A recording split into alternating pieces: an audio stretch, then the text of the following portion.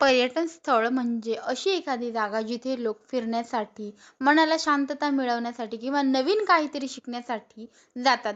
पण प्रत्येक चांगल्या पर्यटन स्थळामध्ये एक खास वैशिष्ट्य, इतिहास लपलेला असतो. तर आपण आज हरिहर किल्ला, नाशिकपासून 40 किलोमीटर अंतरावर असलेला किल्ला हरिहर हर्षगड. पावसाळ्यात पर्यटकांची सर्वात मोठी आकर्षण असते. या किल्ल्याची निर्मिती 9व्या ते 14व्या शतकादरम्यान यादव घराण्याच्या काळात झाली. कोकण आणि देश म्हणजे आपला खानदेश, नाशिक यांना जोडणाऱ्या गोदा घाटातील व्यापारी मार्गावर आणि हालचालींवर लक्ष ठेवण्यासाठी या किल्ल्याचा वापर केला जात असे. 14व्या शतकात हा किल्ला बहमनी आणि नंतर अहमदनगरच्या निजामशाहीकडे गेला. 1636 मध्ये शहाजीराजे भोसले आणि मोगल यांच्यातील तहानंतर हा भाग मोगलांच्या ताब्यात गेला.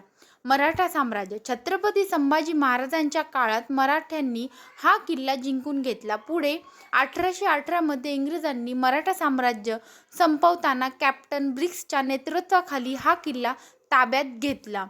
पावसाळ्यात गर्दीचे कारण हरिहर किल्ल्याच्या कातळात कोरलेल्या सुळक्याच्या खड्ड्या, पायऱ्या, 80 अंश कोनातील चढण जगभरात प्रसिद्ध आहे. पावसाळ्यात जेव्हा आजूबाजूला हिरवागार निसर्ग, धुक्याची धुलई आणि पायऱ्यांवरून वाहणारे पाणी असते तेव्हा हा अनुभव थक्क करणारा ठरतो.